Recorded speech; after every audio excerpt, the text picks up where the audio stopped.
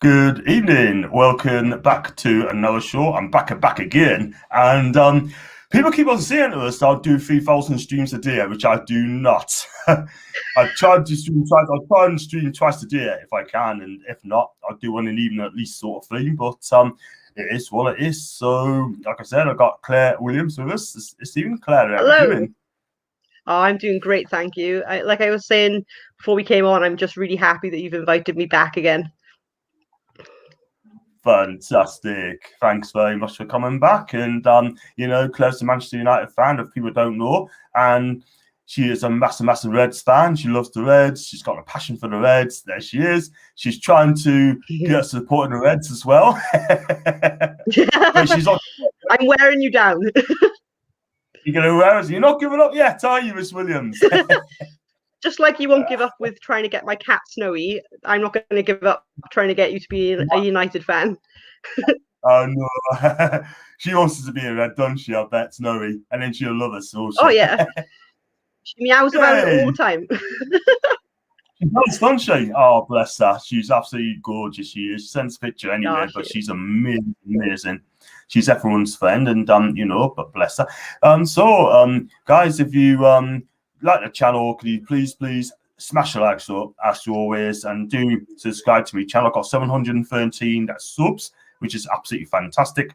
And please also follow Claire on Twitter, as you can see, at Claradactyl. So yeah, it is what it is. So without further ado, Claire, we're going to talk about United and the season they've had and what they've done, what could have been better, player of the season and the best matches. So, I mean, what do you think of United's season this year? Are you happy or are you proud? And could have not Well, been better? yeah, it's been a mixed bag, obviously. We had a chance to win a trophy. We were in a final, the Europa League final. It's a game that we really should have won. We should have brought the trophy home. So that was obviously an undeniable disappointment, and it was gut wrenching that result. But like as you well know, John, I've been all in from the start since he arrived. I was all in before the final. I was all in after the final. As far as I'm concerned, my stance on him hasn't changed. You know, progress has been made from last season to this season. We finished second in the league this season compared to third last season, so that's an improvement. We finally got past the semi-final hex and got ourselves to a final after all those semi-finals last season. So progress was made there as well. Obviously, the biggest progress we need to make is to win a trophy. That has to be the priority next season. There's just no two ways about it, John, because basically, although I'm absolutely massively all in, I really believe in the project, the process, what he's built since he's arrived, how he's improved us, how he's getting us playing really attacking football and exciting football again. I believe in everything he's doing, but obviously, if we don't win a trophy next season, that would be 5 years without a trophy. 5 years for a club like ours, that is not good enough. There's no two ways about it. With a mighty Man United, we are built on winning trophies. We can't go 5 years without a trophy. So I think, his job may depend on us winning a trophy next season, to be honest. I think, yeah, but at the same time, I'm a realist as well, as you well know, and I'm very positive, and I think sometimes people's expectations are a bit out of proportion. We're not the Manchester United that we were under Sir Alex. Like it or not, we're not at the moment. We're the post Sir Alex Manchester United era at the moment. Um, and we are improving season by season under Ollie. But it's a process and it takes time. And unfortunately, we live in a world where everyone wants quick fixes and instant success, but it's never going to be that straightforward. Ollie cleared out a lot of deadwood when he first came into the club. There was a lot of players we needed to get rid of. That was a process that took time, but it's something that he delivered on. He's helped us sign quality players like Bruno, like Cavani, and other quality players. They're genuinely world-class players, of course. And he's helped him. He's helped develop players like Mason Greenwood that he's promoted from the youth setup. He's helped develop other players. He's brought the values back to the club. He's brought the ethos, the attacking playing style, something that was really lost under Jose. And the feel-good factor. The players play for him. They enjoy playing for him. And he's given players confidence again. So I think if you add everything up, I think you've got to be satisfied. I suppose satisfied is probably the word I would use to describe our season. Not brilliant, but not bad at all either. We did what we needed to do. We got top 4. We finished second. We were even top for a little period of time, which we haven't been since 2013 under Sir Alex. So that was nice to have a taste of that again. Obviously, we're off the pace challenging for the title, but I think it's something that, 4 top quality signings in the summer, we could be right there challenging next season. So I don't think we're too far off. Sure. You're absolutely right. I mean, I can't go no wrong. All he has done, I think he's done a magnificent job for me. Yeah. And he comes in, he gets second place, right? He plays some good football. He's plays a good formation. My only concern is your midfield. Your midfield ain't strong enough. I think your back 4, I think without Maguire sort of thing is not, I wouldn't say the greatest, if I'm honest with you, but they are trying. But you need a world-class defender alongside Harry, and you need a dominant midfield. Get Pogba behaving himself. He's had a good season for me, Pogba, I thought. And I did, yeah. I mean, I'll give him this season Pogba 8 out of 10 because he's got borderline 8 because he's been absolutely magnificent this season. He has tried, and I'll give him credit. All he must have said things to him up front. I mean, Cavani, what can I say about the guy sort of thing? He has been absolutely fantastic. I mean, he's a Napoli legend. Sensational, isn't he? Yeah, I could wax lyrical about Cavani all day long, I think. He's genuinely a world-class striker. He's one of the best of his generation. He's just lethal in front of goal, and his movement alone is just breathtaking to watch. He's such an exciting player to watch. He gets you off your seat when you watch him. He's guaranteed goals, absolute goal machine. He had a great return this season with goals and assists, lots off the bench as well. Scored some really, really crucial goals in big games for us as well this season. But also as well, I think his leadership has been outstanding. The way that he's helping develop the younger players like Mason Greenwood. I don't know if you saw the Spurs game, which we won towards the end of the season, but you could clearly see him on camera talking to Mason, instructing him and giving him advice. It was brilliant to see it. And Mason himself has said, he's learning so much from Cavani, and he's really helping his game. And I think it says a lot about Cavani's character that he's not threatened by all the youngsters coming through, that instead he's wanted to develop them. And I think that says everything about the man, really. Absolutely. I mean, I tell you what, Joe Linton can learn a lot about this guy. I tell you what, he's not even in Cavani league, man, honestly, for God. And you just mentioned that trophy. You mentioned that trophies earlier on. You haven't won for 5 seasons. We haven't won major trophies since 1955. That's the FA Cup. We won the first cup in 69. We won the first division title in 1927. And that is a long time for our football club not to win that league. I'm telling you. And you're a big club. That's the thing. We are. You deserve better. Your fan base is amazing, and you deserve so much better. Absolutely. I mean, the fact of the matter is, it's all about this takeover. You've got this CAT thing on Friday, and hopefully, we can get a takeover. The arbitration is next month.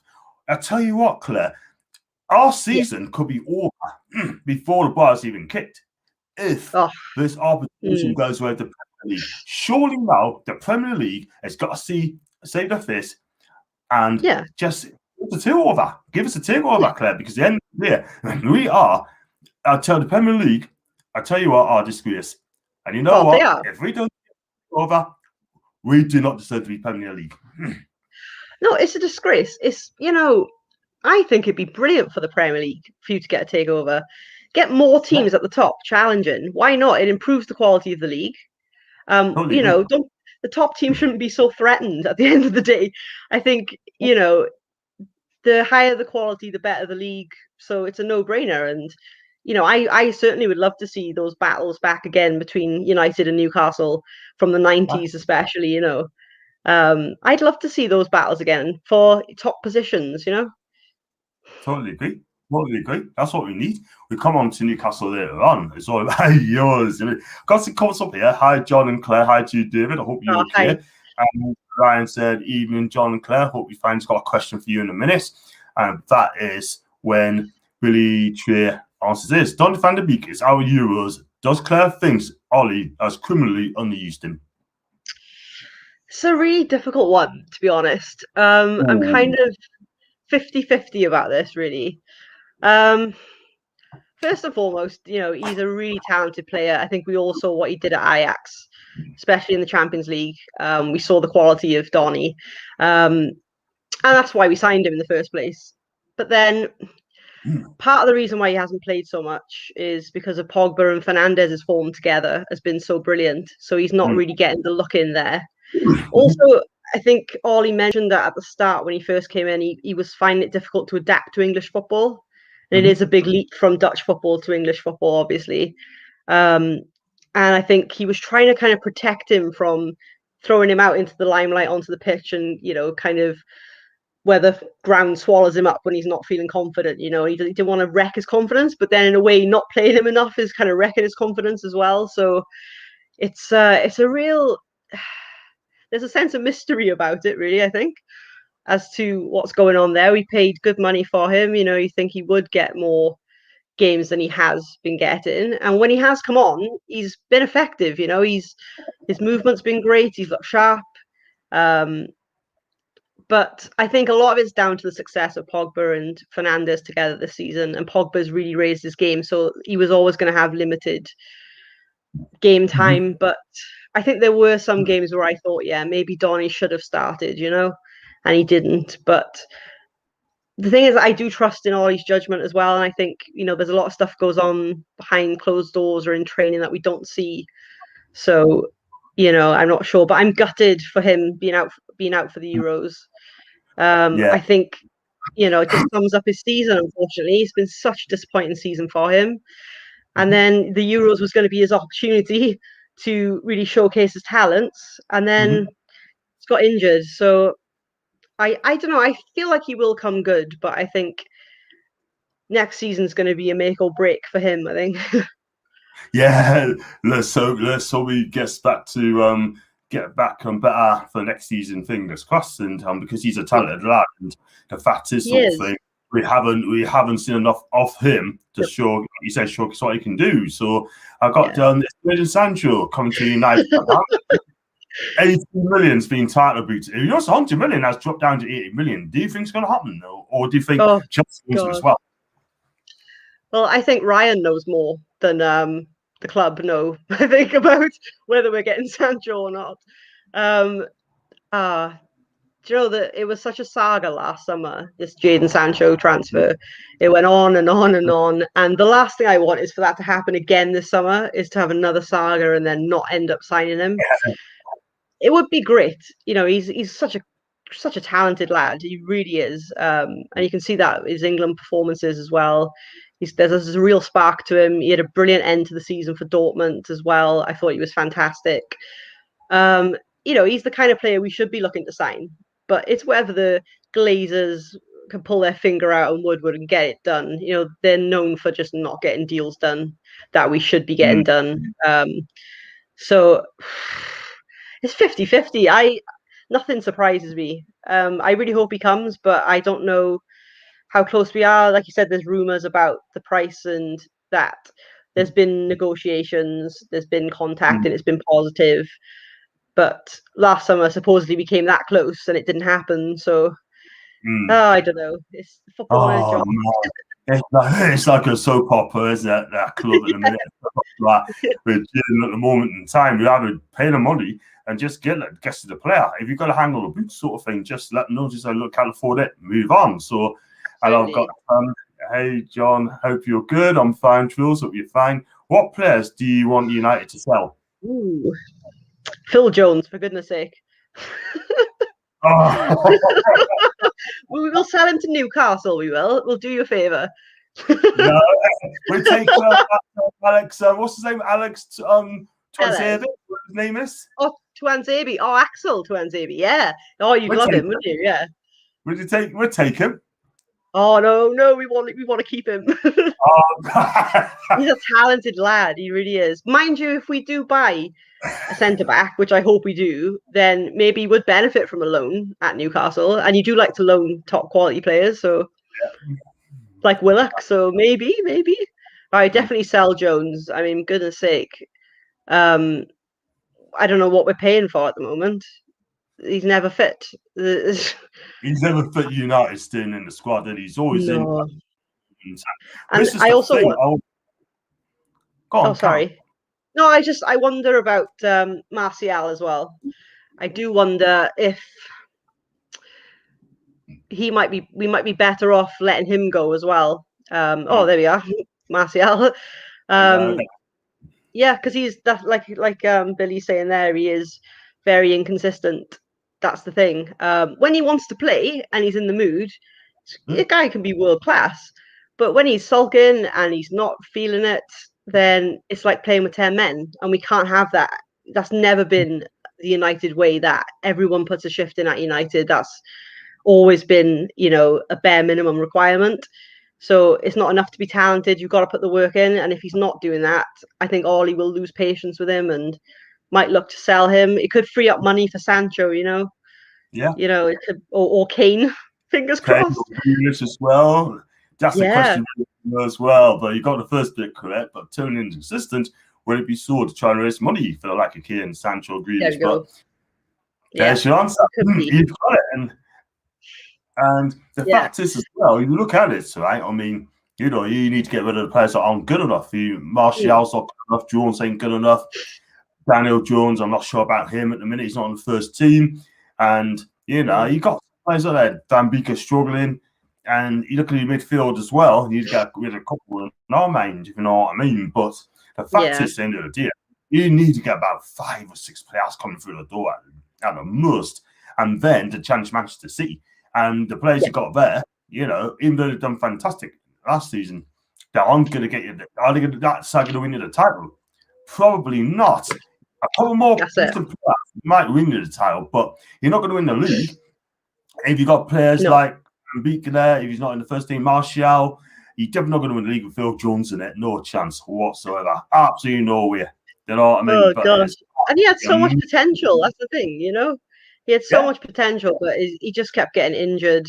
And that was it, really. And just being reckless when he was playing, sort of, kind of not looking after his body, really. It was inevitable he was going to end up as injured as he has been. But yeah, he was a great prospect at one point, but that ship's definitely sailed. So absolutely. It should be like I said, Phil Jones. I'd rather take Tom Jones if I'm honest with you. But age 80 odd, he's better. Yeah. He's thinking Phil Jones, you'd be better off Tom Jones. Do you know what I mean? But there you go. It's like Joel Campbell. You'd be better off with Naomi Campbell.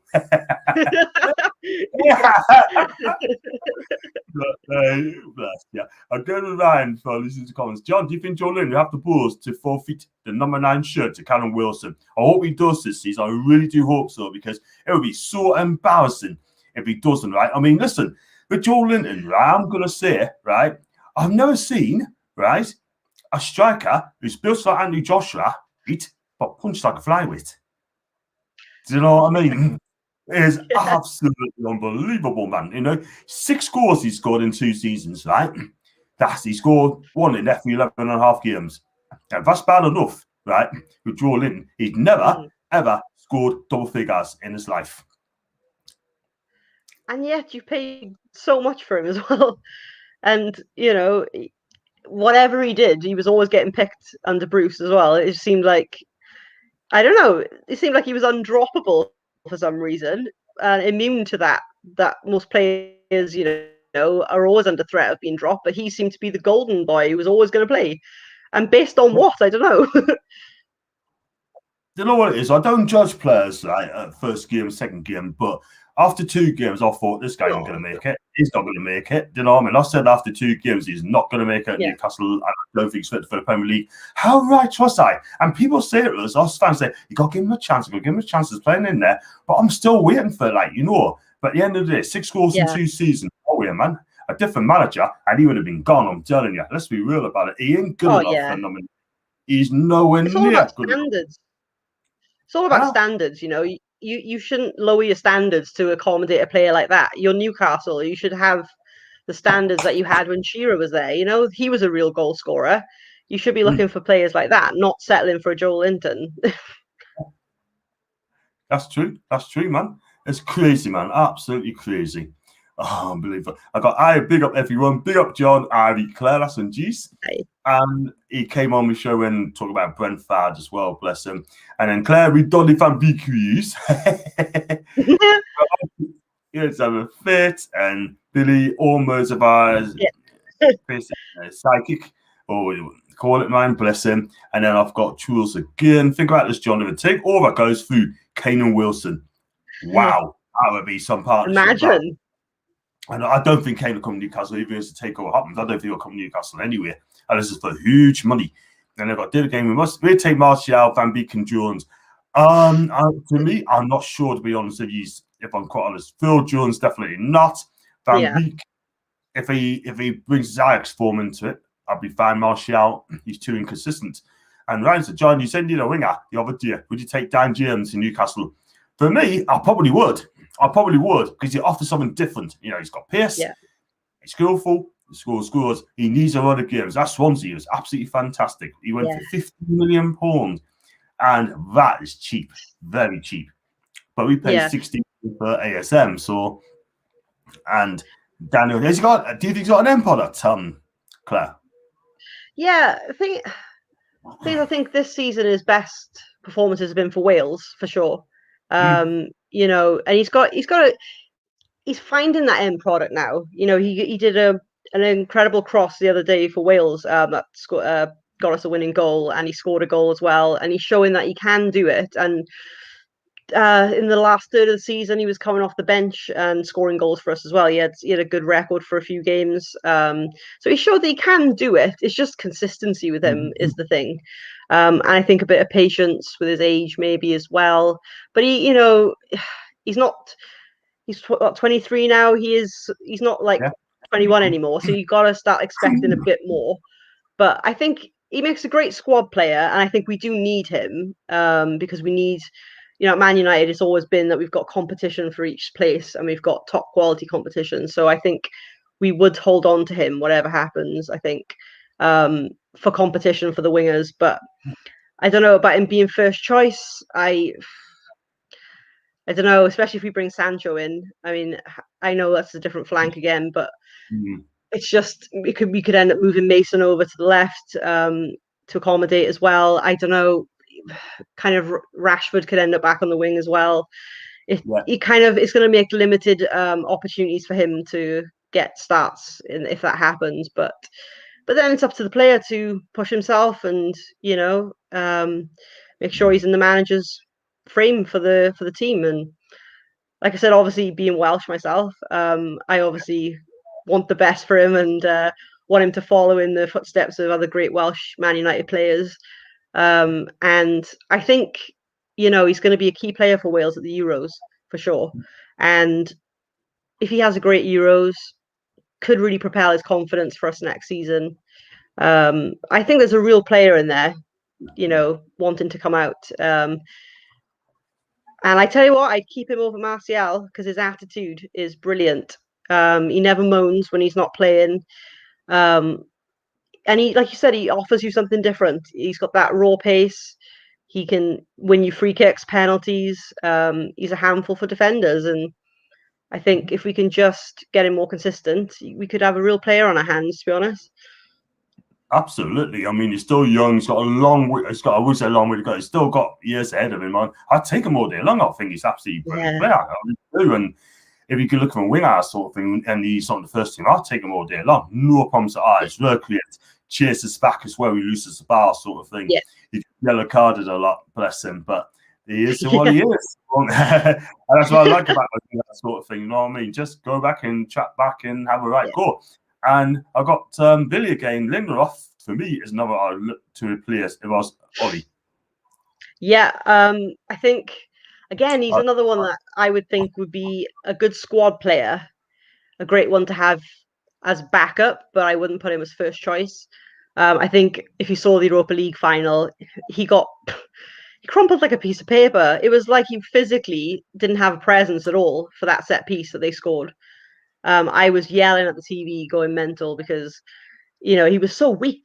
He didn't outmuscle the striker. It was so obvious, where the ball was coming in and what you needed to do, but it was like he lacked that physicality, and we can't have that. You can't have that in a centre back. You've got to have a physical presence, and you've got to be able to know how to use your body. And I just don't think he's got that really.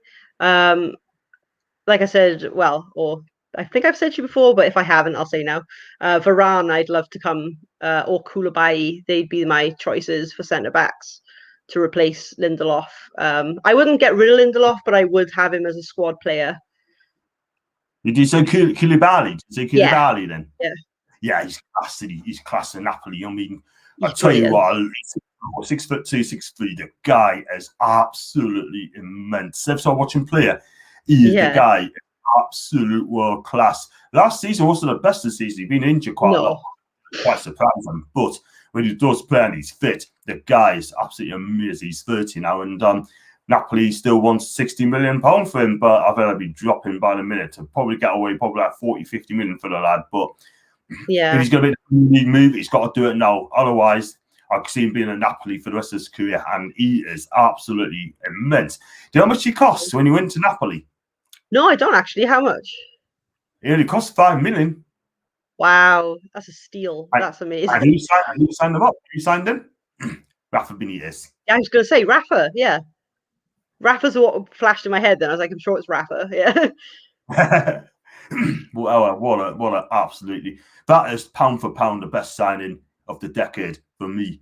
And let me tell you something, he is absolutely brilliant. I mean, he's physical, he's ready for the Premier League, and I think if you can get him, then wow, that'll be brilliant. And I hope you get him. I really do. Oh, me too.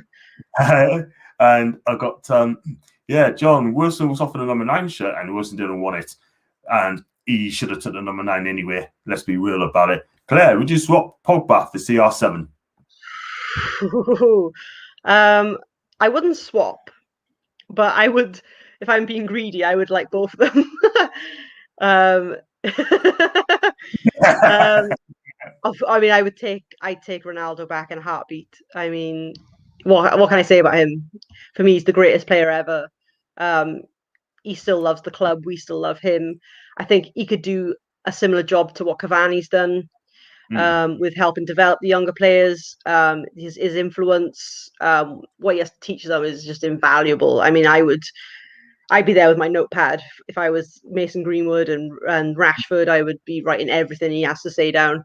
And also he's guaranteed goals as well. And we could just stick him we could even stick him in a sort of a real forward role, central role. Don't tell him, don't run back, don't worry about that. We've got other players do the defending, just stay up front and knock the goals in, and he's got the know-how. He's done it in the Premier League, so he would be a great signing. But no, I think it's important that we keep hold of Pogba if we can. I think, like you were saying, John, I think he's had a much better season this season than last year.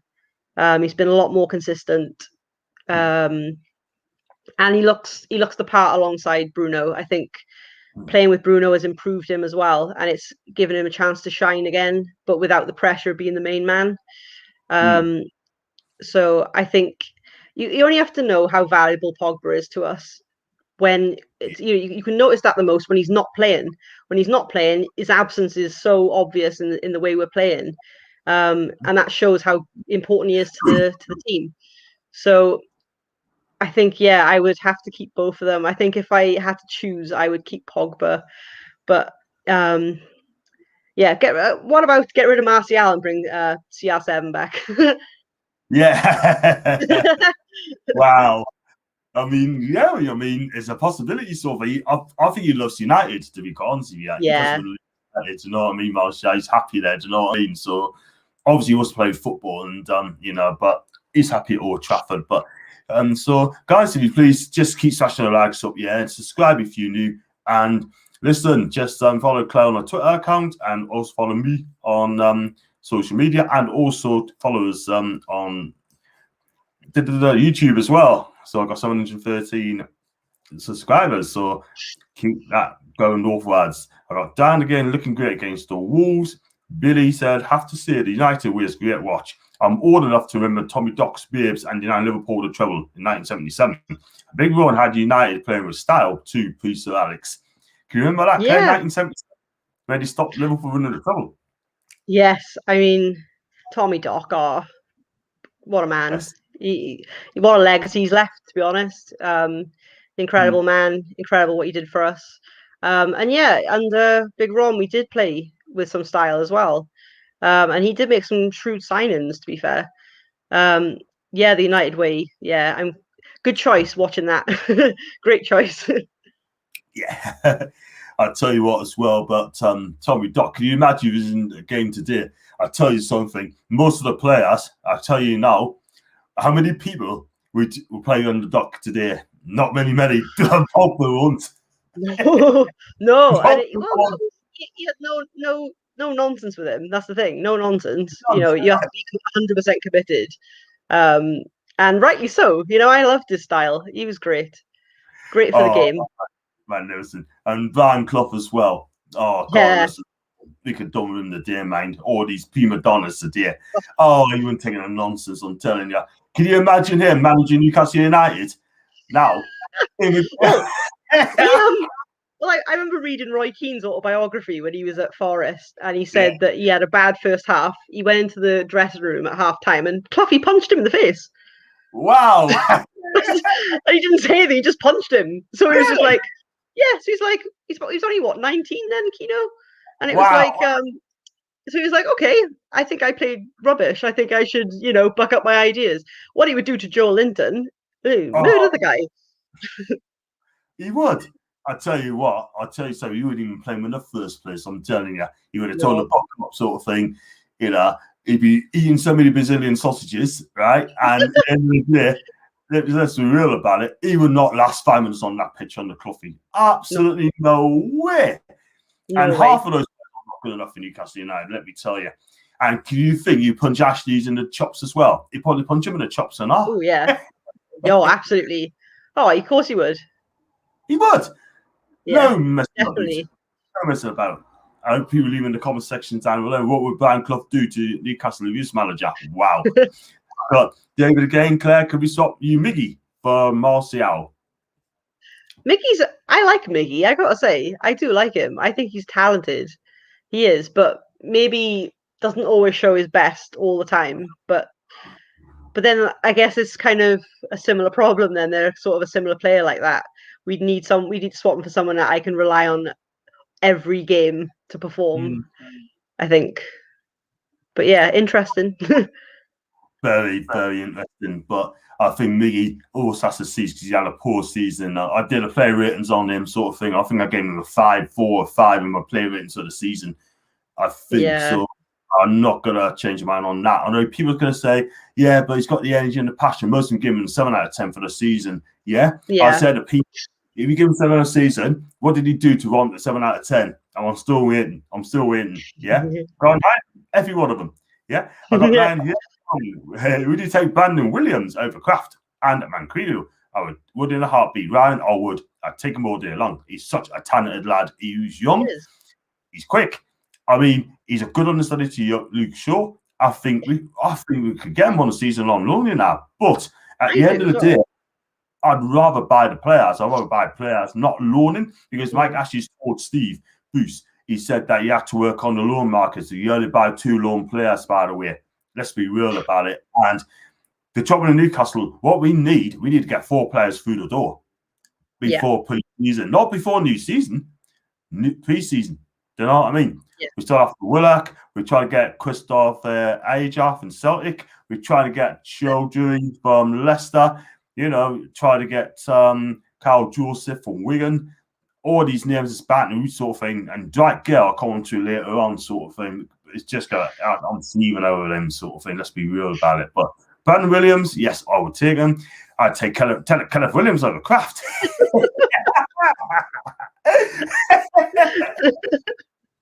This is not character, though. Eden John, hi Claire, hope you well. We're both well, my guy.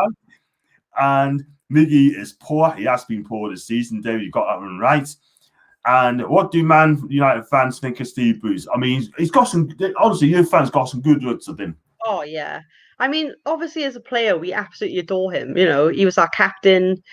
You know, it was his goals that won us our first league title in '93, first Premier League title in '93, after 27 years without the league.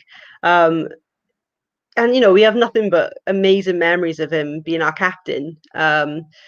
So yeah, he's always thought of fondly. I think in the fan base, from what I can tell on Twitter, especially, a lot of people, you're not going to like it, John, but a lot of people are quite sympathetic towards him and kind of feel sorry for him with the criticism that he's had and things.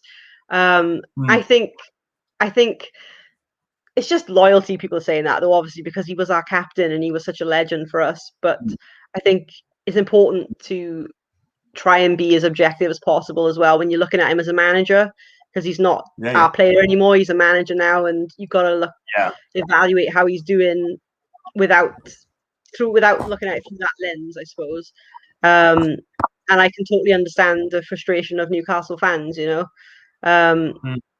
just want to see exciting football, really, don't you? And just something to cheer about and to be challenging for, FA Cups, like you said, John. You'd love an FA Cup.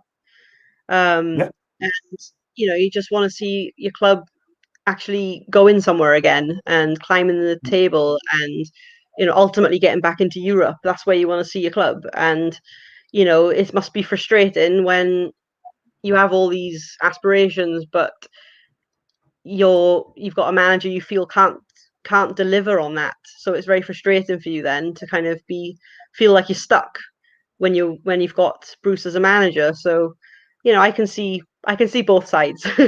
Me personally. Yeah, definitely need a takeover there because, excuse me, I'm just waiting for Friday to come and next month to come. If Friday's successful, then July ain't irrelevant. But all I'm saying is the courts have got to get this right. And the fact of the matter is, like, we as fans deserve hope. We do not want Ashley again. Yeah, let the courts give us the fans what we want. The fans comes first, always. You cannot reject a takeover. You just cannot. Look at Leeds got rejected. Taken over in the Masoud Klini, right? Glino, sorry. Now he's at Berkshire, right? Yeah. He's got turned down on appeal, 1. Yeah. Southampton got rejected on arbitration, 1. Newcastle going to arbitration. If this gets turned down, then do you know what? Richardson's not playing the Premier League. May as well not be in the Premier League. Just get relegated. Just say, do you know what? If you don't get a takeover, you don't serve us as a Premier League team. We'd be in the Championship, and let them take over us in Championship. And then if you block us, we take the highest court of the land, and then we'll win that as well. And I'll tell you something, Richard Masters will walk from the Premier as chief executive of the Premier League. Because who knows? I just don't get it at all. Now the courts are going to say to us that the PCP were to wait because they were tired of waiting, right? But kept them going. The fans had told them, don't give up. We're on your side. Amanda Stewart come up and say, look, we need your help. And we're doing that. And you know what? Say, hold on a minute. The fans sticking up for us here. We're not going to give up. We're going to arbitration, whatever it may be. And guess what? We're going to take the Premier League to court and we're going to rip them apart. Because what you want to know is if the PIF, PCP are not are separated. I think I could be wrong if they're separated. They got nothing to do with the Saudi state. You know what I mean? Because the Premier League want to know who's going to be the chairman, and PIF didn't answer that question. They got nothing to do with you, sort of, and that's not what I want to hear. We want to buy your club. They bought clubs in Almeida in the Spanish second division. I think they got a Saudi order in Marseille. And they did that with the Sheffield United, but he left. But listen, at the end of the day, all I'm saying, we just want best for the club, Claire. And exactly. If we don't get that, if we don't get what the fans want, I'll tell you something now, our club will simply sink because we've got no one else taking over. That club ain't going to be worth 300 million ever again. The club is worth that now, apparently. Ashley ain't going to sell unless he thinks it's the right money. We're going to be stuck with Ashley for many, many more years. And the fans will have no hope. We're going to have Ashley's owner. Steve is going to get a new deal. He's going to get a new deal if Ashley stays. And then what? We're going to be sinking. It's not even my club, but it makes me mad because, you've got, like I said, you've got amazing fan base. You've got passionate fans, loyal fans as well. And I feel like your fans are being exploited almost for their loyalty. It's like Ashley thinks, oh, well, they'll still keep buying tickets. They'll still come to games. They'll still do this. They'll still do that. It's just it's the way football's gone as well, isn't it? It's gone to such a business these days as well. Fans are an afterthought so often. But like I said, fan power does work. It's kept you battling in the courts. They got rid of the Super League crap from happening with fan power. So, it just shows they shouldn't underestimate us fans because, we can make things happen, and hopefully for you guys, this will actually work out and you'll get the takeover finally after all this battling. Yeah, let's hope so, because all I'm saying is, the Premier League getting ripped apart at the minute because they cannot reject, they cannot stop people behind the club. They cannot. It's like me. If I were to buy a house, right, in Australia, right, and you agree to it, and these properties, people saying no, you can't buy it because your credit score is poor. I said, okay, cool. I'll appeal against it. Find out what's going on. One on appeal. Bang. You cannot stop people. Bang. I'll tell you now, if these PCP buys Man United or Man City or Chelsea, I'll guarantee you one thing, the Premier League will pass it. Oh, they definitely. 100%. I would say that in court. Right? Let them know, right, that they're not that way for business. Nick DeMarco is going to see the deal. They're going to see the deal. Do you really feel like it's going to get through then, John? I believe it'll go through. No doubt about it. It has to, because you cannot stop the buyer and the seller. Yeah. Trade. You just cannot stop them. You cannot. And it seems illegal to stop it, doesn't it, really? It seems illegal to stop it. It doesn't make any sense. Because I'll tell you what, if they walk away, if the PF walk away, as much as I love the Geordies, as on Newcastle, I'll be walking away from the stadium. Henry season to get in, because as long as Ashley's there, Bruce is there, because at the end of the day, right, I feel it's not my club anymore. I feel the club that I love is the one from today. And believe you me, it's just going downhill. I'm sorry, it's just going downhill. And it pains us to say that. And I don't want to set everybody here, but it is what it is. I just do me watch along here, sort of thing. Just give me season ticket until you get new owners at the club. Then my season tickets go to hand, and especially I love the club, and I just feel that way. I really do feel that, because the Premier League, right, are denying our fans hope. It's as simple as that. And that's what's disgusting, because for me, football is a sport built on hope and expectation, and the fact that dreams can come true. I mean, Leicester won the Premier League in 2016. That was dream scenario. They almost got relegated the season before. There's always hope in football. There should always be that. You can always get better. You can always move up the table. You can always move on to better things. Just deny a team that opportunity is just criminal. Yeah, man. It is what it is. It's what it is. Good evening to you, Thomas. Hope you're fine. And I want to get rid of Miggy. He's not good enough for the Prem. It's far too quick for Miggy. It's a hard one for me. Listen, I think for me personally, I think he needs to move to a different league. I thought about it. Do you know what I mean? I watched him last season. his confidence is shot. His smiling's gone. I can't doubt his commitment and his passion, his energy. But at the end of the day, Yeah. one goal this season, he hasn't done enough assists, and his final and decision making ain't the greatest anymore. And I do love Miggy, by the way, but I think he needs to be away. I think Paul agrees as well on that one. But it is sad. It is sad. So about United, what's been your game of the season? Ooh, I got a couple. My partner's not going to like this because he's a Leeds fan, but the 6-2 against Leeds has to be one of them. What an explosive start. We started at 90 miles an hour.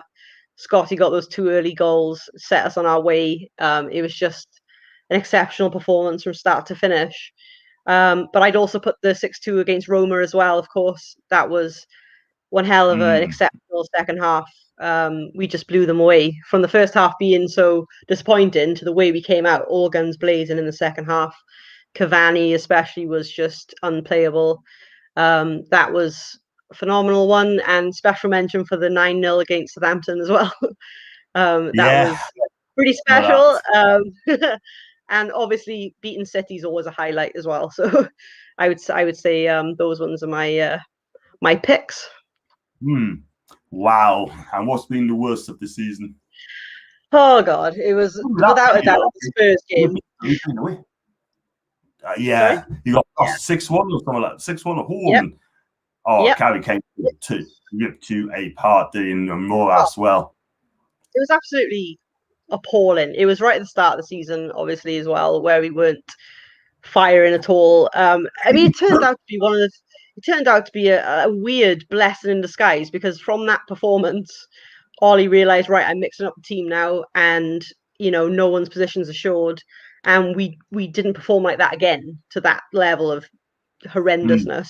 So it's almost as if that was a wake up call for us, and it actually made us play better from then on. So that kind of was a bit of a blessing in disguise. But of course, you don't want to lose 6-1. That's a horrendous scoreline, and at home, I know Martial got sent off, which was a joke anyway. But Lamela, what a meal he made of that. He should have got sent off himself instead. But even so, irrespective of the red card, it was just, a horrendous performance. It's one of the worst I've seen us play for years. So something I'd like to forget, to be honest. Yeah, very quickly, and move on to the next game. You talk about Lamela as well. Do you see his goal against Arsenal, Rabona? Oh, yeah. Rabona. That was a class goal, wasn't it? And then there's always one Rabona with one madman. He got sent off on the same game. He's crazy, absolutely crazy. What? He's an enigma, isn't he? He's an enigma, Lamela, I have to say. Yeah. He's got real quality, but he's got an attitude as well, and he thinks he's in Argentina still, playing the Bourbon River Plate. Yeah. Boca Juniors, he thinks he's still there. It's not. You can't tackle like that, man. You cannot. No. But no way. No chance. But if he's going to leave Spurs, I think he'll go back to Italy anyway, sort of thing, which is the stock is quite high, sort of thing. So, yeah, I'm just going to read this. And Miron will have more goal contributions if he's playing with Rondon, and you ought to see with Rafa as manager, guaranteed. I totally agree. That front was just getting started. That front three was going really well. We should have kept Rondon for £16.5 million. He goes by Joe Linton for £40 million, right? Perez went for 30 million. That's a release clause here, which I do not about, right? That's fair enough. And poor Miggy, sort of thing, on his own, lost 2 of his mates, lost. So instead of playing with Rondon and Yote Perez with him, right, behind him, he's got Shelby and Hendrick. Oh, it's like trading a Ferrari for a Morris Minor, isn't it? Exactly. Absolutely shocking. I gave Shelby a 2 and I gave Henrik a 0 in my player ratings, season player ratings, you know what I mean? So they're just not good enough. John Shelby, he is yesterday's man and a dinosaur, yeah, and he's getting lazier all the time. And the reason Steve Bruce keeps on picking him, because he loves him, right? John Shelby, come out and say it. Steve Bruce is the best manager he's ever worked with. Just a shame can't say the same about Rafa Benitez, you know what I mean? Yeah. Unbelievable. And he ain't good enough. We need a new manager coming. We need a takeover. I know his days are numbered. Shelby's days are numbered when this takeover's going to come. Because I tell Oh, you yeah. something, there's one manager I love to take, and Newcastle. If it's a takeover, there's three I'd take. I take Simone, Diego Simone, Atletico Madrid, Rafa Benitez. I would take Poch, but I don't think it'll come because he wants to go to a club that's going to be established in the Champions League, and Wiz or not. Yeah. And as an outsider, I take Maurizio Sarri as well because I love Sarri. I think he is class in, and Chelsea fans did not give him a chance whatsoever, sort of thing. You know what I mean? But I agree. still, They didn't give him enough. They didn't give him enough time. I agree. Yeah. No, not time at all. But he was pushed for he got sacked anyway for Lampard. They should have gave Sarri another shot at it, but it is what it is. And for Dave, who else's team's not good enough in the Prem? I can name 7. I can name 12. Let's be real. John, sorry, just so happy with Miggy. Fair dues. Right, John, can you see Rafa going to one of the faking Premier League clubs like Wolves, Everton, Palace this summer? I'm going to make a prediction now, right? You're not going to Everton. Wolves is going to get someone from Benfica, right? And Nuno will be on his way to Palace. So at the end of the day, if I'm a better man, right, I think the takeover will happen. I think Rafa will go back to Newcastle. That is my guess. That'd be amazing for you. That would be the dream scenario. I'm going to do a 12 o'clock in the morning stream, right? And that's because I want to see people in Australia coming to me chat. I want to see people from the Irish countries coming to me chat. So I promise myself I'll go do a 12 o'clock stream, right? Brilliant. Brilliant. I'll have an early bed and then I'm going to go to 12 o'clock and I'm going to do that. So if you're still awake, you can always come on. You can always definitely. Why not? You'll be celebrating. You'll be celebrating. You'll be absolutely buzzing. I'll be celebrating. In fact, I'll be celebrating if the takeover does happen. I'll be doing a stream right away. I'll go miss the gym, come home, I'll go do a stream right away, and I'll be on different streams as well, sort of thing. Let's be real about it. So that if it happens, that'd be amazing. And I've got thoughts on Griezmann signing Mbappe for the team. It's class, wasn't it?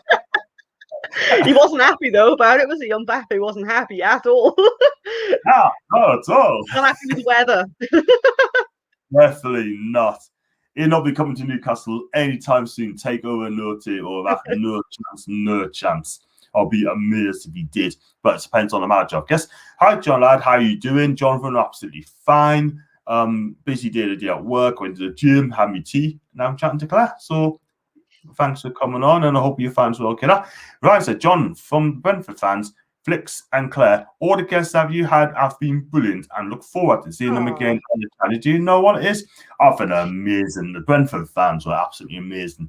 And, you know, that Jatine, his name is, great lad. And yeah, he is. Congratulations to my guy. Congratulations on your promotion. Flicks, if you're watching, mate, you know, come with channel anytime soon, talk about Spurs. I talked to him about Conte and the situation at Spurs. They are laughing stock in a minute, Spurs side. I mean, they tried to get Conte. Conte said, I want this and that on top of that. You know, he had to match his ambitions. And Daniel Levy said, sorry, he's too rich for me. Do you know what I mean? He just wants a yes man. That's what he wants. That's why Van Tag didn't come. Nagelsmann didn't come.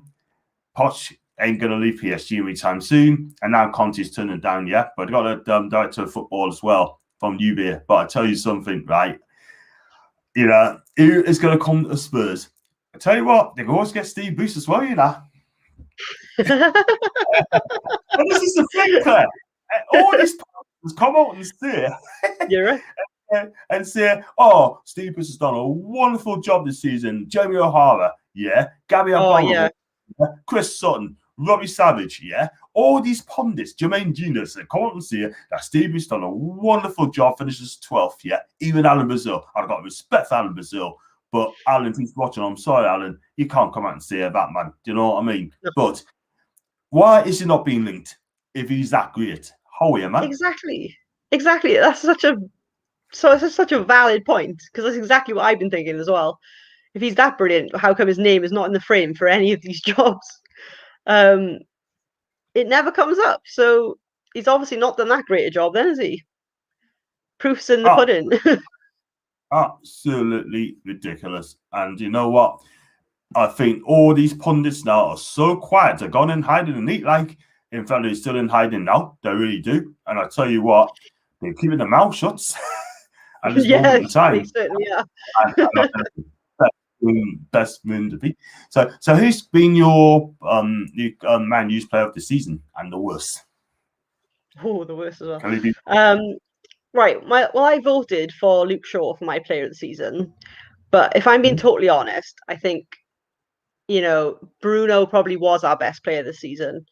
I mean, top goal scorer, top assister. He broke the midfield record, broke Lampard's midfield record. So he's breaking records left, right, and centre again. I think he's had an exceptional season. But I just feel that I feel like Luke Shaw deserves special recognition for how far he's come from where he was to where he is now is night and day. Um, he's gone through so much with, really career-ending injuries. He almost had his leg amputated with that horrible injury he had a few years ago.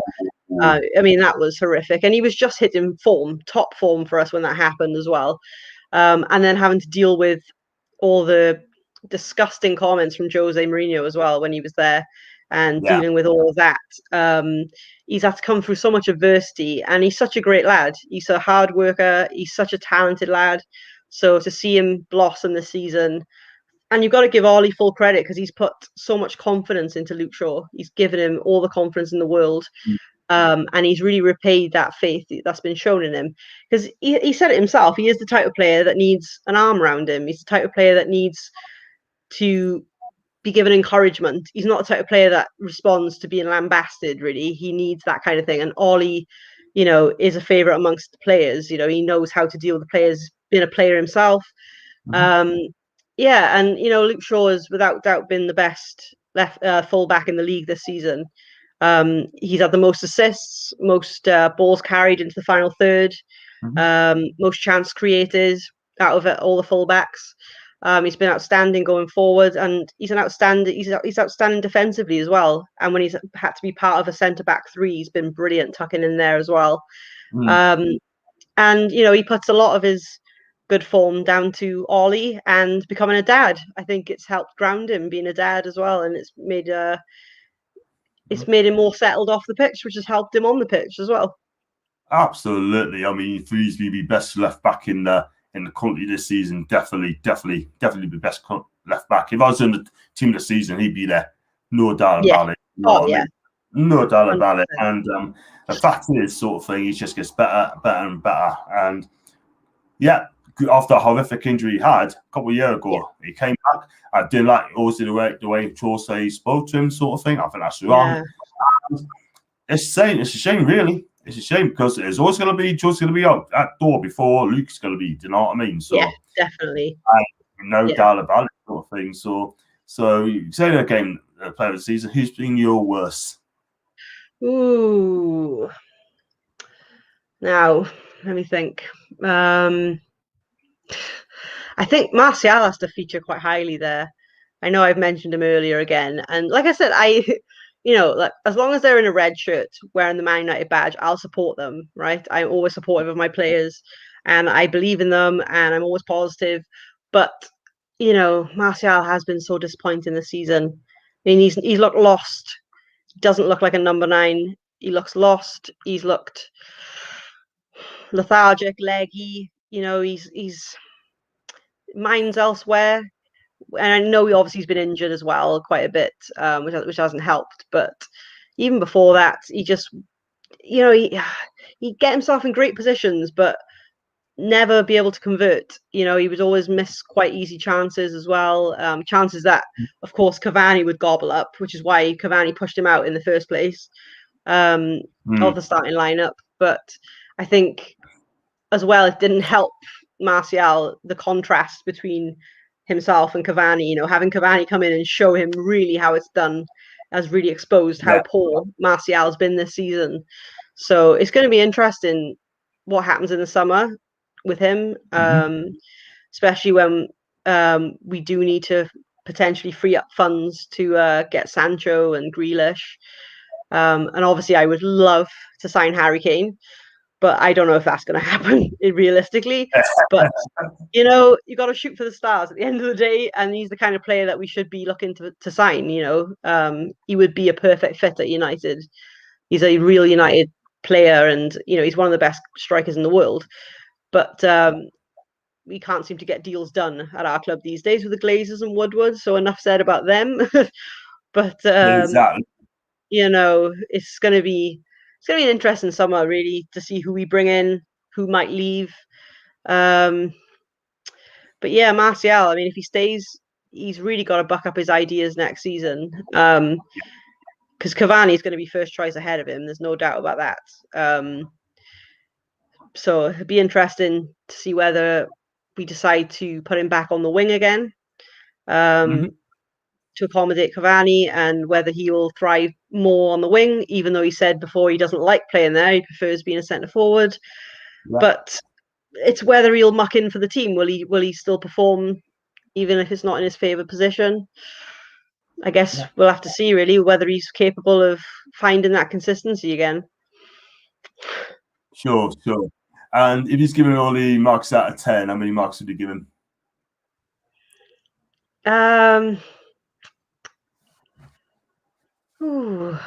Probably.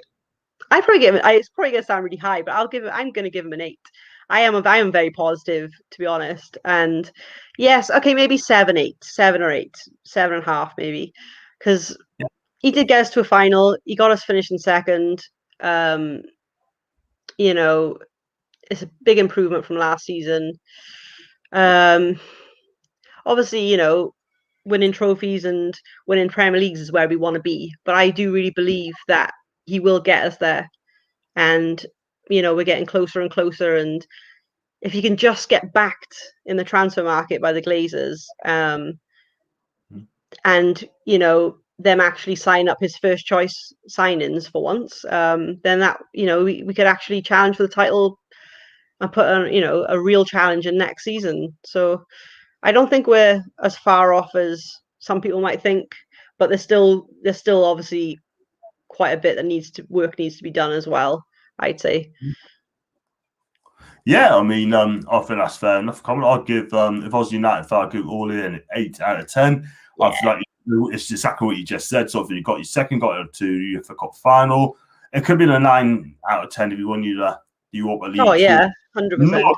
At least 9, 10. But at the end of the day, I mean, all the fans, all the outcasts sort of thing. I mean, they want him gone. And I just don't understand why. What else do you want to do? I'd have this blood or something. He's done a magnificent job. I mean, he's brilliant. I can't understand it. And then what's even worse, you must have seen it on Twitter, John. Some so-called United fans that actually wanted us to lose the final so that Ollie would get sacked. What kind of fan of your actual club would want your club to lose? I don't understand that mentality. Don't understand it at all. You're not a fan of your club if you want your club to lose. That's just ridiculous. Just to get a manager out. You think no manager's always going to please all the fans all of the time. I understand that, and that's fine. But it's not just about the manager. It's not just about the players. We support the club. We support the badge. So you support the people that are trying to bring you that success as well. Yeah, and the thing is, managers will come and go, but you're supposed to always support your club and want your club to win things and be successful. The hatred out there for him on Twitter, especially, is disgusting. It's awful. Yeah, and we could go on a winning streak for ages. Our away record last season was again exceptional. What a record! But we lose one game once in a while, and Twitter goes crazy with people wanting Ollie out. I just think expectations with some fans, I wouldn't even call them real fans, to be honest, are just out of proportion. You have to remember that we have been spoilt with success over the years, really spoilt. And, I don't get me wrong, I absolutely loved every second of it. And I have no doubts that we'll get years like that back again. But you have to understand that it can't always be like that. Things do change, and we lost Sir Alex. He left, and with him went David Gill, our chief executive. With him, not long after, went all the stalwart players that we had, and we had to do a massive rebuilding. And it's going to take time to get to where we were before. And you have to accept that and not throw the toys out the pram just because things aren't happening as quickly as you'd like them to. You're right. I put a tweet out a couple weeks ago. You might have seen it as well, sort of thing. And he said, "Well said, John. You put that," and I said my piece on Ollie as well. And I even had a couple of United fans come up and said that thanks for understanding this, thanks to this, and thanks to that sort of thing. Well said, this and that sort of thing, And then I had a couple of Newcastle fans saying that Ollie should be sacked because he spent 300 million in transfer market sort of thing, and he's average at best. And I just don't understand it. Do you know what I mean?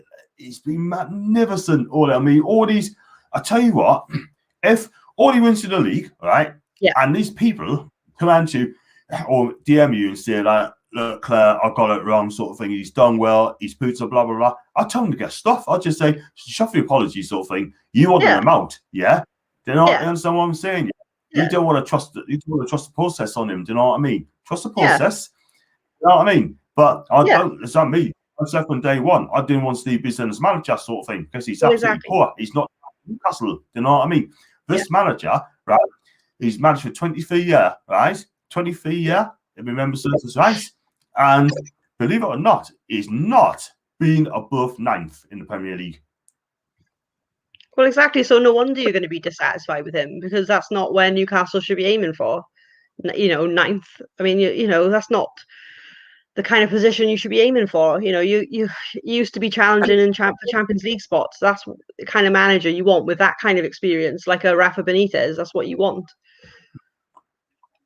Totally agree with the right backing as well, which Rafa wasn't back properly at all whatsoever. He did not want Joe Linton, and he wanted to keep Rondon and £16.5 million. Ashley said no, right? Basically, he didn't even listen to him. Rafa walked, and he goes and buys Joe Linton. Steve Bruce come in and said that Joe Linton's going to get each FA fan so that seats is a cracking signing, yeah? What does he know? He didn't even know it. Do you know what I mean? It's enough to make you go crazy, isn't it? It is, man. It is. It's just absolutely unbelievable. I just do not believe in this process. I don't believe what the clubs are about. Like I said, if this takeover done happen sort of thing, I'm absolutely done. I really am done. I'm telling you, because it's now left for this club whatsoever. That was going to be with Ashley for many, many more years to come. And Steve Bruce is going to be manager as well. I've got the next one here.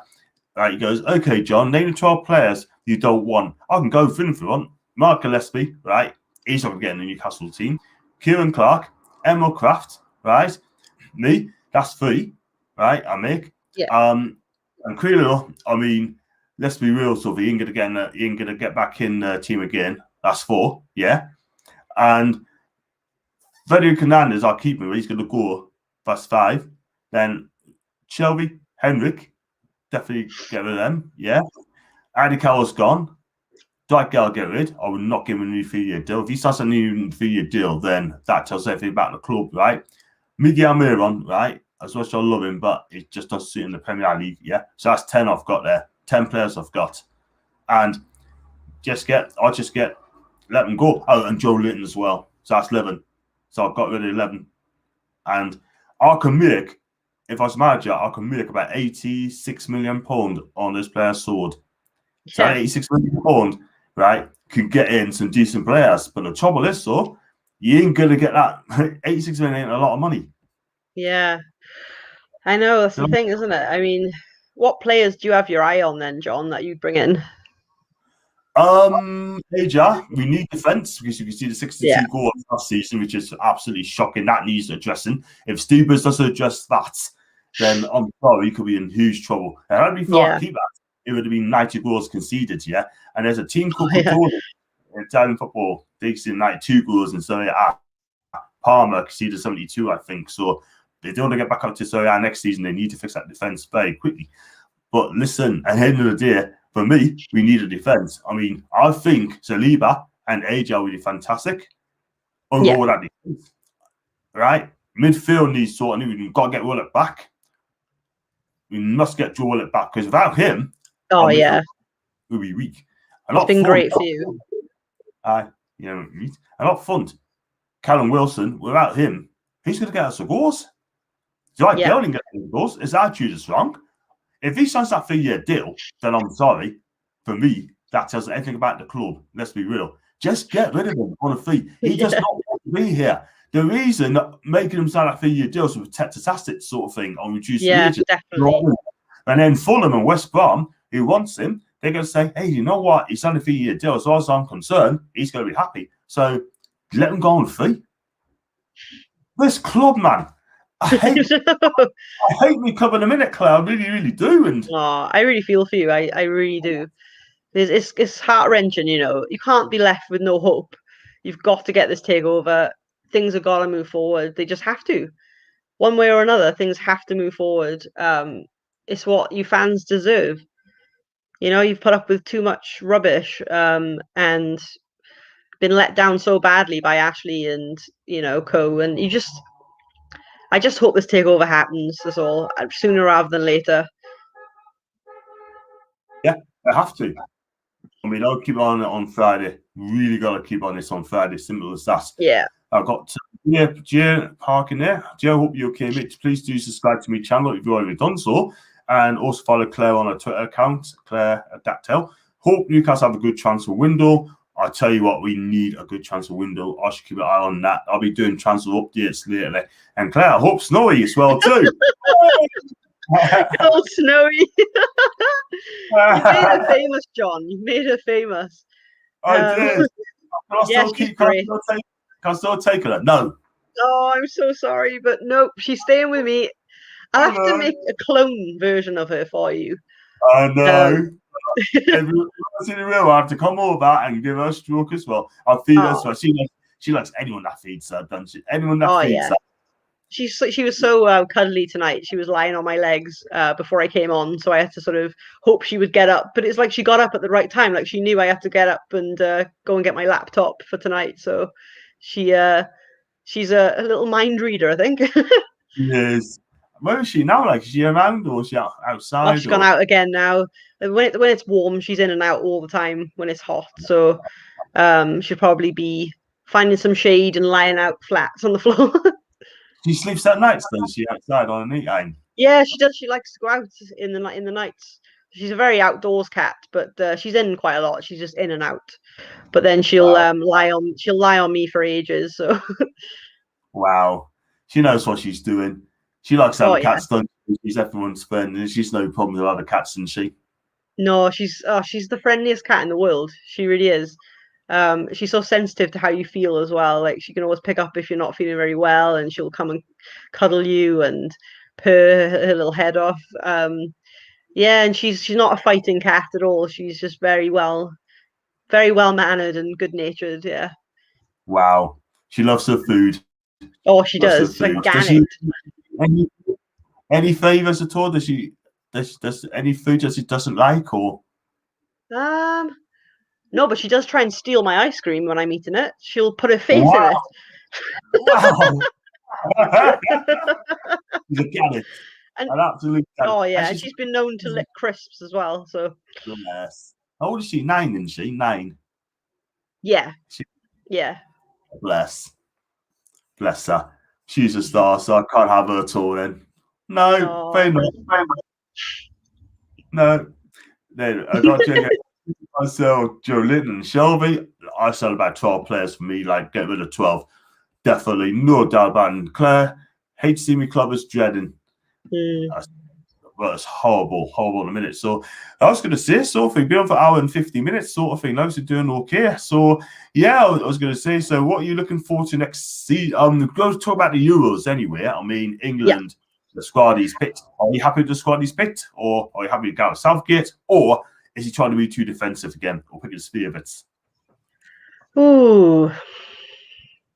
I think it was interesting, the amount of fullbacks he picked, which was quite something, wasn't it? I was quite it raised an eyebrow when I saw that. Yeah, I still think he is picking some of his favourites, like Henderson. I mean, he didn't look fit the other day, did he?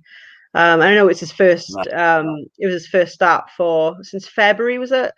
But he wasn't looking very good, and I think how can you pick? I mean, I know, yes, it's a different position. He's a defensive midfielder and all that, but you've got Calvin Phillips as well. You've got Declan Rice. How can you pick Henderson over an informed Jesse Lingard? It didn't make any sense to me, that, I have to say. Sorry? Crazy, man. Absolutely crazy. I just don't. He's picking injured players now. I mean, Roy Keane is right. Even not pick Jordan Henderson is injured sort of thing. No way. No, definitely not. It just goes to show yet again that favors him again. Yeah, absolutely. I mean, where do you think England will end up finishing in the Euros? What do you think? Depends on the first game. We've got to win the first game, and then we'll be absolutely fine. But listen, I worry about our defence, to be quite honest with you. Missing Maguire is a huge miss. Oh, it's a huge hole. Oh, man, huge. I mean, Tyrone Mings ain't good enough for me. I'm sorry, but he's not in national class. Definitely. No, he was lucky the other day, wasn't he? How he didn't get sent off for that. In a tournament game, he would have been done. He would have been sent off. No doubt about it. No, you can't tackle that in internationals. You cannot. No. And I mean, why? There's one player I would have took is Lewis Dunk. I would have took him. Good shout. He knows how to defend. He loves defending. Why he's not being picked? Do you know what I mean? I mean, he's levels above Tyrone Mings, man. Do you know what I mean? Oh yeah. Centre back, he can play in the 3, he can play in the 2. Let's be real. I think this guy Lewis has been absolutely fantastic this season, but I think he's picked his favourites again. You've got to pick players on form, right? Yeah. Obviously, why did you not pick Ivan Toney? Why did you not gamble on him? He's had a fantastic season, Brentford. Yeah, no, exactly. He has, and he's been consistent. He's been reliable. And like I said, Jesse Lingard, I really feel for. He couldn't have done any better when he went to West Ham. So. And then the insult then of playing him for the warm-up game, but then going, oh, you're good enough to play the warm-up game, but you're not good enough to get in the squad. There's a bit of a...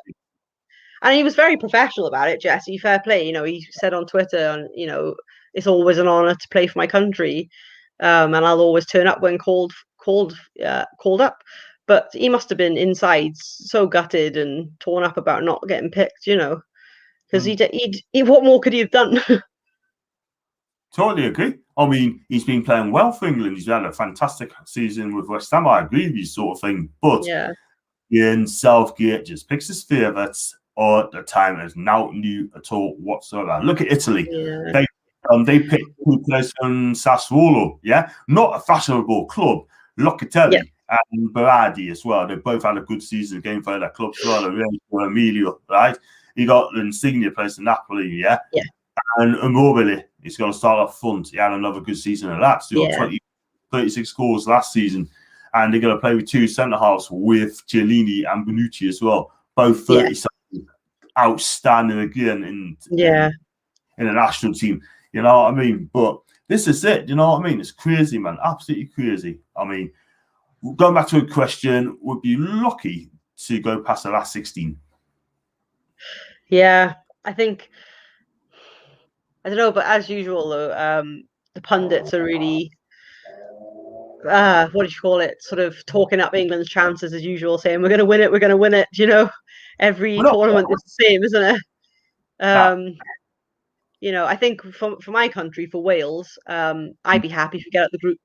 We got a difficult group, so I'd just be happy to get out of the group this time round. I mean, we did amazingly in 2016, getting to the semi-final. That was dream come true. I mean, who would have thought we'd have done that? So that was really special. But I think this time, realistically, me and my partner were saying, that we'd be happy just to get out the group stage. That'd be a great achievement in itself. Totally. I guess you got to play in that group, Claire. I know. I mean, it's going to be an achievement just to get out of the group. It really is. It's a tough one. It's a tough one. But you just don't know. I mean, Bale is like a man possessed when he plays for Wales. I mean, what he's able to get out of himself. He is capable of winning games on his own when he's really really on it. Dan James obviously is a top performer for Wales as well. I think okay, we're a small country. We don't have the pool of players to pick from that England do, for instance. But what we may lack in options, we make up for in team spirit. We've always got a real cohesion between the players, and those players would fight and die for each other out there on the pitch. And I think that can carry you a long way in the tournament. That sort of team spirit. I mean, look what Greece did in 2004 when they won the Euros. I mean, they weren't exactly glamorous, were they? But they had a real team spirit. I know they're very defensive and things and scored a lot on set pieces, but they really did play so hard for each other, who's to say what we can do really? But we don't have the pressure that England have, obviously, because no one expects us to do that much. So we can kind of play quite freely, I suppose. Yeah. And then you got Italy as well and Rome, by the way. I would love to go to that game. Oh, that would have been amazing. Would have been amazing going to Olympico. I've been to Olympico, Stadio Olimpico. Absolutely fantastic. I hope that they get a full house for that game. I really do. Yeah, that would be amazing. Got coming to me. I would love to take Sarah as well. John John said I can ask Nuri, so you not let her, and I'm getting her. If you want, he's popular. And she is. And if you just replace Bruce, got a striker, NUFC would have a fine season. Southgate is crap. Don't know what anyone else sees in him apart from the stupid waistcoat. And he said he's not even wearing the waistcoat now for the Euros. He said he's getting rid of it. So he hasn't even got that going for him now. And waistcoat or no waistcoat, he better deliver. That's all I'm saying on him. And England are a bunch of small kids with no chance. And they say the Premier League's the world's best league. Yeah, okay. For the money, for the world's best league, yeah, okay. Richest league in the world. For me, not the best league in the world. I'm sorry. I was going to read this quote quickly, right, Claire? It's just from John Barnes. And he said about Newcastle, right? And said about Mike Ashley. He's come out. I want you to come on this as well. He said, when he asked Ashley, well, he does put money into the club. It's quite trivial in Newcastle, and Mike Ashley is from the south. And some used to describe him as his associates are the coffee mafia. There are things he may have said or done in the past which Newcastle fans would have found disrespectful.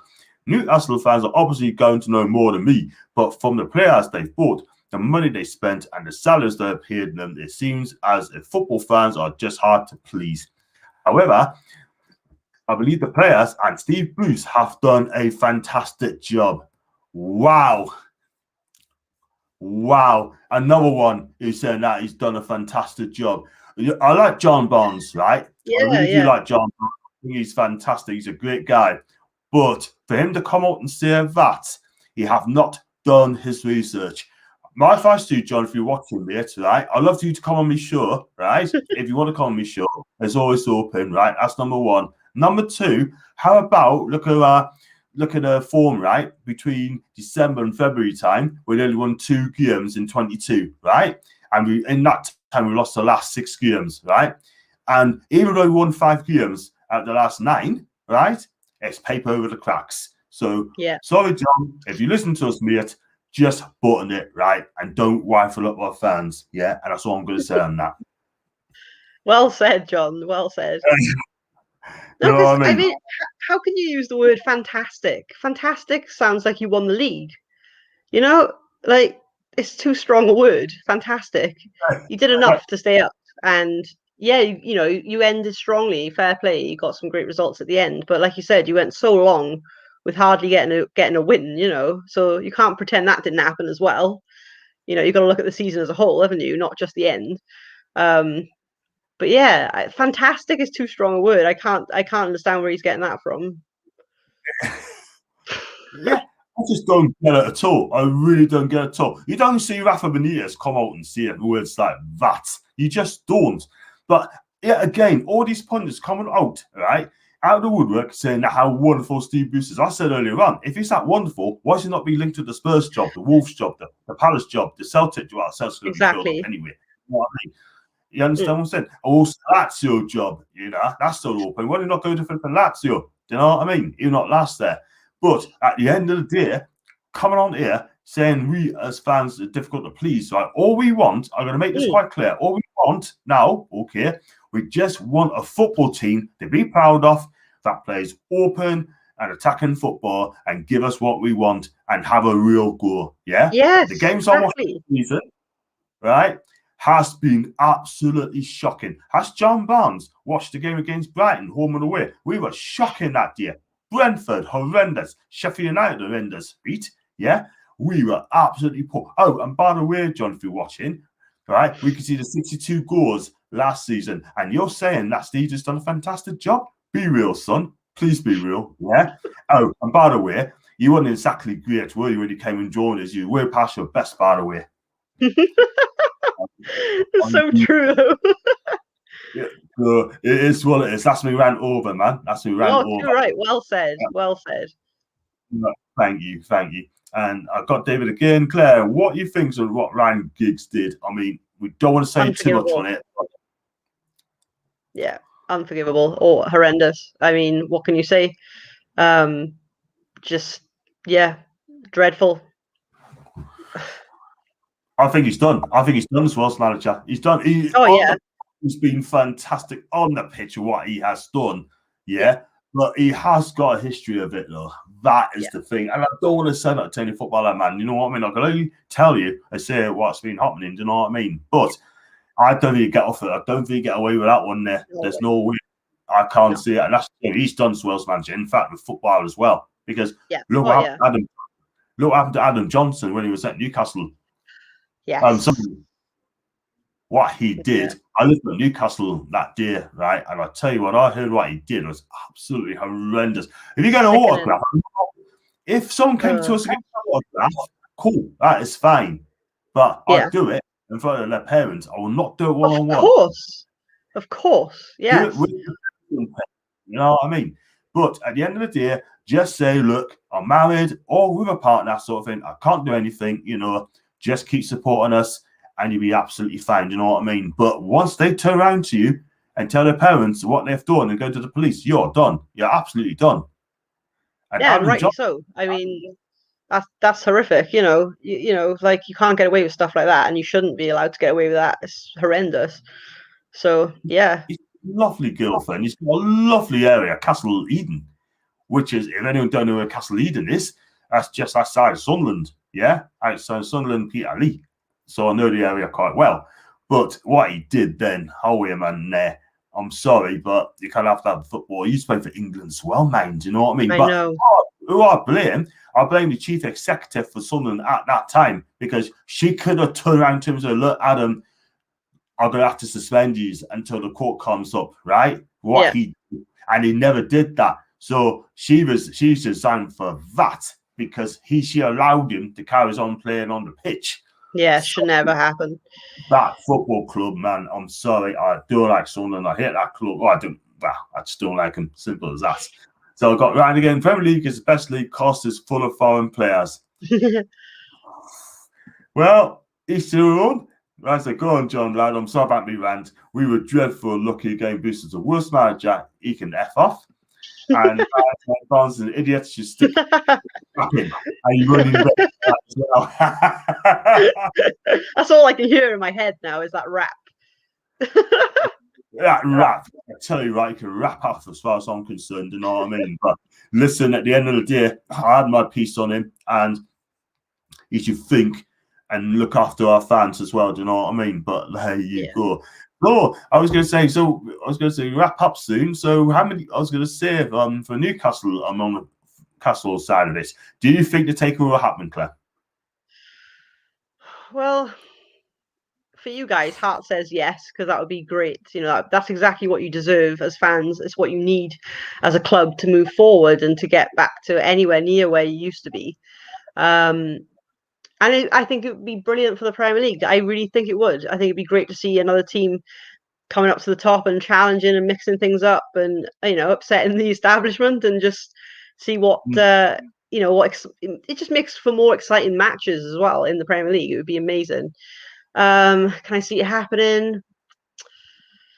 I'm 50-50, to be honest. It doesn't surprise me, the depths and the lows in which the Premier League will stoop to, you know, to stop these kinds of takeovers from happening, and the dodgy dealings there. I wouldn't be surprised if they were able to stop it, but at the same time, as you said, how can they legally stop it? You know, there's a seller wants to sell, there's a buyer wants to buy. I mean, it seems cut and dry that it has to happen at some point. So I think it'd be very interesting to see what happens now.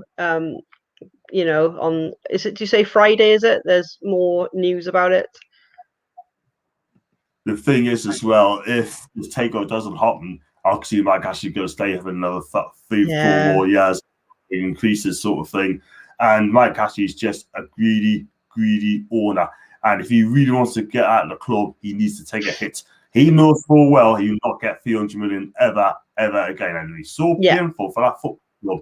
And for me, they lose my custom as well. As much as I love Newcastle with all the passion, sort of thing, it's come to a point now where I just cannot stick it to watching Ashley's owner, who's his manager, and I risk it if I lose my season ticket and the takeover does happen, sort of thing. I have to rebuy it again, you know what I mean, for that reason, sort of thing. And then I'll just do my watch-alongs here, which is a shame. I don't want to be travelling all the way from Bristol to watch the team playing football. I just do not. I want to see big changes in the club. I want to see new tactics. I want to see new formation from Steve Bruce. I want to see new players coming through the door, because I'll tell you something now, that team needs an absolute overhaul. Oh, and by the way, I see Saint-Maximin could be on his way, because he's waiting for the takeover. If there's no takeover, he's going to like, you know what, I'm off, because at the end of the day, it's better for Newcastle if I just walk away. And I was here for the takeover, but that's the bottom line. But it's painful, babe. It's so painful, but I don't know what to say, man. It's hard. I feel your pain. You know, I can sense it, how much it's hurting you. It's awful. You know, and to think where you were to where you are now. I mean, how on earth has this been allowed to happen? Something's got to change. And like you said, you need to get Ashley out as soon as possible. This takeover just has to happen for the security of the club for the future. You're right. This is a club, so like you said, it's an elite club, elite fans, but unfortunately, we haven't got an elite owner. We got like a League 2 owner, sort of thing. He just doesn't seem to care. And he doesn't want to be at the club. He's made it absolutely clear. Take the loss, take a hit, and just move on. Just give the fans what we want, because we want success. We want hope.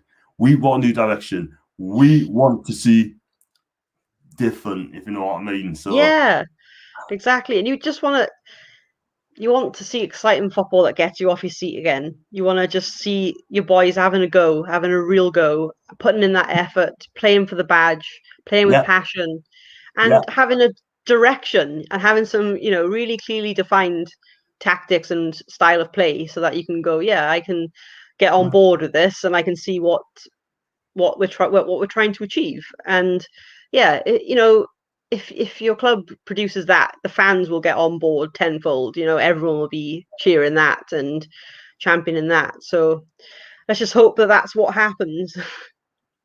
Yeah, let's hope so. But we'll see what happens on Friday, and then see what happens in there. So far, we keep an eye on that. So I'm gonna wrap this one sort of thing. I'm gonna Ryan, take care, guys. If they take over, we are absolutely knackered. I totally agree. I can't believe people pay to watch our club, ROT. Great streams, John and Claire. Thank you very much. Thank you. I can't believe I'm paying 250 to see my club rot. And Ross not paying then. Then I've got Ryan, spend £250 on nice clothes. That would make you feel good. Me, it's not like shite. And David saying, Ryan, no, not stop paying, because I love my club. I love my club as well. But the club I love ain't the club today. Let's be real about it. It's just, for me, it's just a club on the decline. If Ashley stays a couple, we're on the decline. I'm telling you, no matter where we finish, we're definitely on the decline. But who do you think's going to win the Euros this season? Who do you think's going to win the Euros? Guys, my pick is France. Yeah, I think. I mean, I've looked at how strong they are in every area. It's scary. I really think they're going to do it this time. Just follow up the World Cup with a Euro win again. So, what about you, John? Would have gone. I'll go in France as well, but I'd Yeah. love to see Italy do it. If you look at Italy, Oh, they don't yeah. 20 odd games, and I tell you what, the way Mancini's playing football, when he was at Man City, it wasn't exciting that much, but No. he plays 4-3-3 and it's open attacking football under Mancini. And I don't normally say attacking football Mancini does it add up? Yeah. It does, and it all depends on a more or less sort of thing. He's going to lead the line in a Yeah. 4-3-3. If he does it, produces like he does against for Lazio, I think he'll have a good time. I like to see Berardi as well. I think it'll come good. I like to see the two centre backs come do well. And the one player you got to watch out for as well, Claire's player called Nicola Barella, and he plays at Inter Milan. The guy plays in midfield. He's going to be Inter and Italian captain, and this guy is absolutely lit. I mean, he can pass the ball, he can take shots, he can dictate the play. I think the guy is absolutely amazing. Nicola Barella, he's the guy to watch out for. He's going to be fantastic, and I believe in this guy, and he makes some noises. Yeah, we're gonna have to try our best to stop him when we play Italy. Yeah, no, in Olympico, you're gonna go, Claire. You're gonna get yourself to Italy, or Oh no, not this time. No, I can't go. But I will be at the pub watching the game. So it'd be nice though, with it sort of thing. it'd be nice to have that atmosphere. I know I may have come to Swansea, and you never know. Yeah, have to come. You can come and join me and Dav at the pub and watch the games. That'd be amazing. That, just that'd be a cracking game. But I think Italy. I hope you do well. I really do. But yeah, that's gonna be a tough level. I think Turkey are good. Switzerland on the day can be a good team as well. Yeah, very solid. Anything Belgium win the Euros? That's one. They're one of the favourites. Yeah, they're one of the favourites. But they've got the golden generations. Lukaku's on fire at the minute. Yeah. He's been brilliant in, man. De Bruyne, where would be fit? That'd be very interesting. Very, yeah. It's a pivotal on him, I think, isn't it? It is. He's the bedrock in that team. And I think he'll do big, you know what I mean? So you see what happens on that one. So we're going to wrap this up there. Claire's been on for an hour and 40 minutes early, babe. You know what I mean? And time's flown. Say again? The time has flown. It's flown. And we did say time's going to be fun. It's going to fly. It's going to be amazing. And that's just like what happens sort of thing, you know? But there's no Snowy though, isn't it? Say hello to Snowy. Oh, I will say hello to Snowy. I have to send you a picture of her later. Please do. She's out anyway. Man, her own business at the end of the day. Yeah. But she's amazing. How long have you had her since young age, or? Well, she was a stray cat, and then we adopted her. So yeah, she's one of the family now. Oh, bless. But did she act a bit strange when you picked her up, or? No, she's just so, like she is now, so loving and friendly, and just such a content cat, to be honest. She's great. Oh, wow. Oh, bless. She's no problem at all and doesn't cause any trouble. No, she's brilliant. She's so peaceful and to be around, and loves her sleep, loves her food, loves her strokes as well, and toys? She's happy. Toys? Any toys? Yeah, she does like a catnip toy now and again. She enjoys that and chasing things. So. Oh wow, she's quick, isn't she? She is. Proper goalkeeper, she is. Yes. Maybe head over the hair. Bless you. Oh, well, listen, Claire. Listen, I could chat to you till 12 o'clock at midnight. I really could. Yeah, we should. And it's just it's not feasible. And got David here. Where's my pick of Snowy? Oh, I'll put it on Twitter. Put on Twitter. And no, listen, you know what? It's been fantastic having me channel, man. It's wonderful. Do you know what I mean? I know it's been a long time, but it's been great. You can comment anytime. And did you enjoy coming on? Oh, it's been wonderful. I've been really looking forward to coming back on, and you always make me feel so welcome. And you're as passionate about your team as I am about mine. So we always have brilliant chats, and it's always so much fun on you. So thank you for inviting me back on. Fantastic, and for you as well, Claire. It's been absolutely amazing, and we've got to do it again. We might have a Wales talk as well. We might do Italy Wales talk as well, sort of thing, like, you know. That would be great. Yeah. You know, and I'll do you on the Wales. I'll be doing the Italian side, sort of thing, you know, and I'll definitely do that. And yeah, I mean, listen, thanks for coming on, and guys, if you do want to subscribe to my channel, it's John Sinclair, and also on Twitter, John SC42, as you can see out at the bottom. And Claire, where do we find you, and what's your Twitter account? So I'm on Twitter at Claradactyl. That's the only thing I'm really on to find me. So just look me up on Twitter and follow me if you feel like follow me, I suppose. More an area. Yeah, Claire followed because she's absolutely amazing. She loves her football, she loves United, and got respect for her team as well, by the way. I always do. And thanks, John.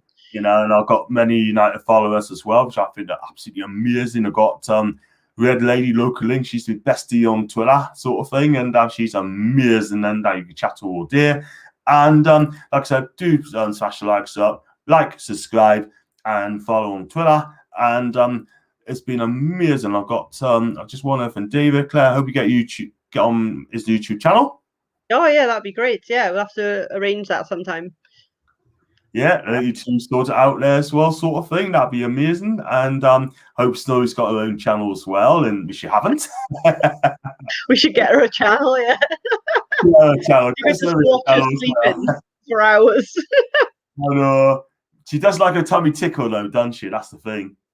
Oh well, I don't know. Cats are funny like that though. If you go for their tummies, they'll go for you. They're more like their back and head and under the chin. That's fine, but not their tummy. No. Not a good move. Not a good idea. Not a good idea. Not if you want to keep your hand. No. Exactly. Or they still catch you. There you go. There you go. Claire, it's been amazing. And guys, thanks for watching our channel. And like I said, that I might have a day off tomorrow from a stream sort of thing. If I'm going to do it, I'll probably do a recorder one tomorrow sort of thing. I'm going to go on Ryan Fletcher's channel on Thursday from 7 o'clock. He's an Arsenal fan. Probably talk about the Euros Friday. I'll probably do a 15-minute chat with Albert. He's another Arsenal fan, with Holly Blades. So join us for that. And that's about 5:25 to 6. Great guy. And I may have a day off tomorrow. Do you feel I deserve a day off tomorrow, Claire? Gotta be. You what? Sorry? Say it again.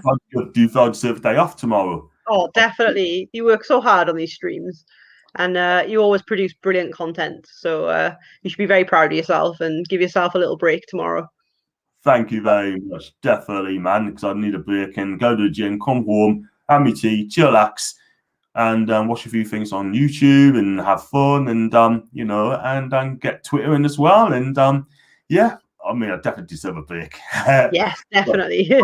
I'll just do 2 streams a day, but I'm going to do a mega stream if I get to take all that sort of thing. And I'll tune in for that. Yay! Amazing, man. But listen, you're doing fantastic, Claire, and you're just awesome. And like I said, guys, thanks so much for coming on, and have a fantastic evening, Claire. You be good, and I'll definitely catch up.